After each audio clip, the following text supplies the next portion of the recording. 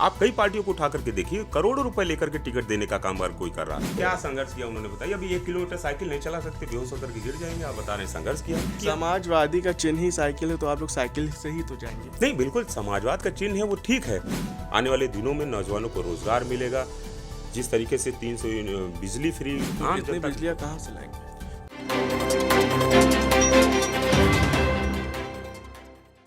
नमस्कार, मैं आयुष जायसवाल। आप देख रहे हैं एसएसबी न्यूज़ लाइव। जैसा कि आप जानते हैं, 2022 उत्तर प्रदेश में विधानसभा का चुनाव चल रहा है। 10 फरवरी से सारी वोटिंग स्टार्ट है।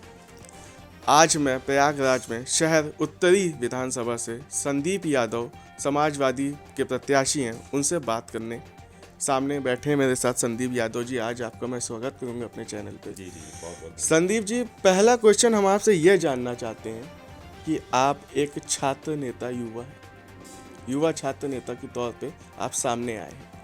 इससे पहले कभी आपने कोई राजनीति डायरेक्ट विधानसभा से नहीं की। इसके बारे में आपका क्या ख्याल आ रहा है? पहली बार टिकट पाए, खुशियाँ काफ़ी होंगी, इसके बारे में थोड़ा बताइए। देखिए, समाजवादी पार्टी जो है वो कहीं ना कहीं गांव गरीब किसान की पार्टी है, और वो समाजवादी पार्टी में ही युवाओं को मौका मिल सकता है। हम लोग छात्र राजनीति से निकल करके आए, अगर छात्र संघ की नर्सरी से जितने भी लीडर निकल करके आए हैं, आप देखेंगे तो समाजवादी पार्टी में सबसे ज़्यादा लीडर समाजवादी छात्र संघों की कोख से निकल करके आएंगे। प्रयागराज में जब भी बात होती है छात्रों की, तो गिने चुने 4-5 छात्र नेता ऐसे हैं, जैसे कि आपका नाम आता है संदीप यादव जी, दूसरा ऋचा सिंह का आता है, तीसरा भूपेंद्र श्रीवास्तव जी का भी नाम आता है। लेकिन कहीं ना कहीं ये भी आता है कि छात्र नेताओं के नाम पर आप लोग कहीं ना कहीं अराजकता भी फैला रहे हैं। ये ऐसा बीजेपी भी कह रही है, और ऐसा यहाँ की प्रशासन भी आपको उठाती है इस मामले में।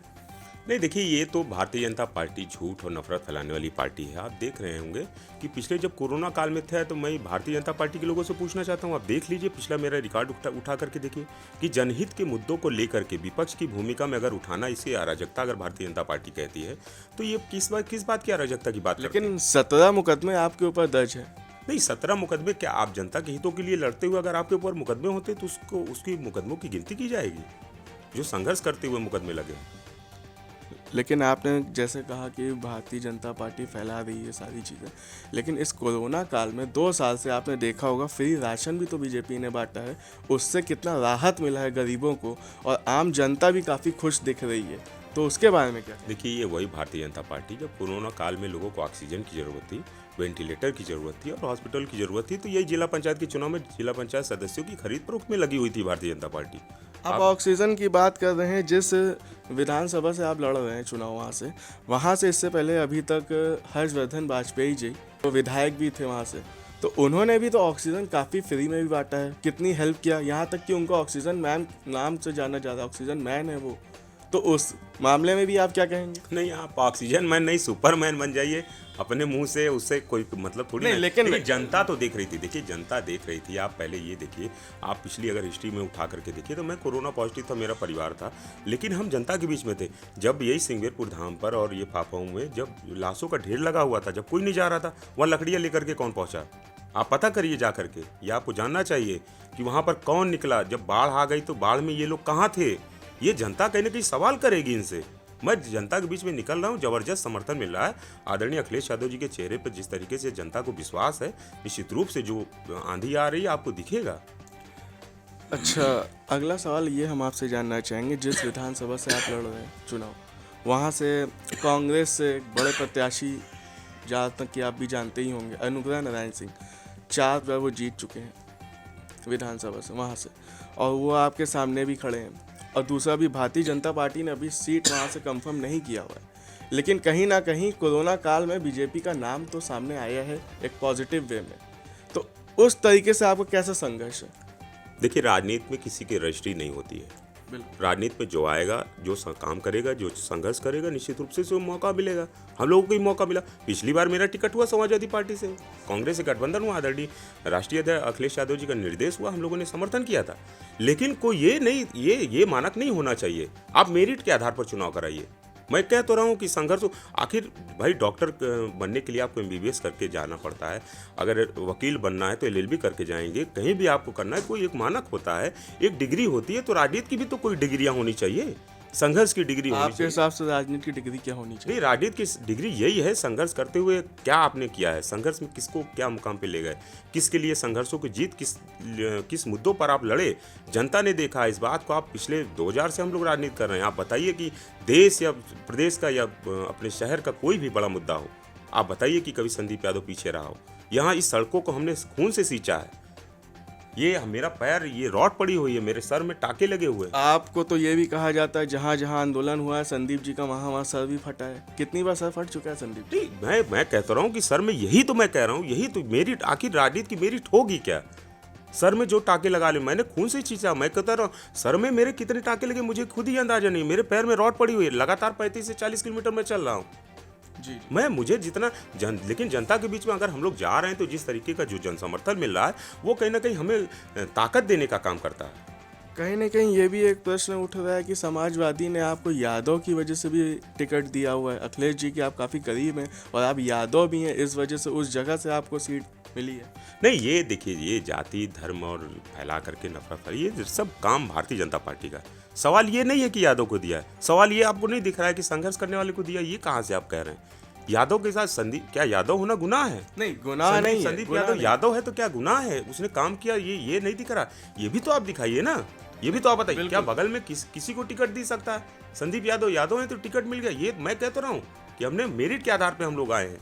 आदरणीय अखिलेश यादव जी ने अगर मेरे ऊपर विश्वास जताया है तो मैं ये आपके चैनल के माध्यम से बताता हूँ कि एकदम इतिहास बदलने वाला है। अच्छा संदीप जी, हम आपके बैकग्राउंड के बारे में भी जानना चाहेंगे, आपके माता पिता जी के बारे में जानना चाहेंगे, क्योंकि एक ऐसे फेस आप उगता हुआ आए हैं सामने अचानक से, और लोगों को थोड़ा जानना है कि आपका बैकग्राउंड क्या है, आपका क्या पर्पस है। मैं लगातार 2000 से संघर्ष कर रहा हूँ।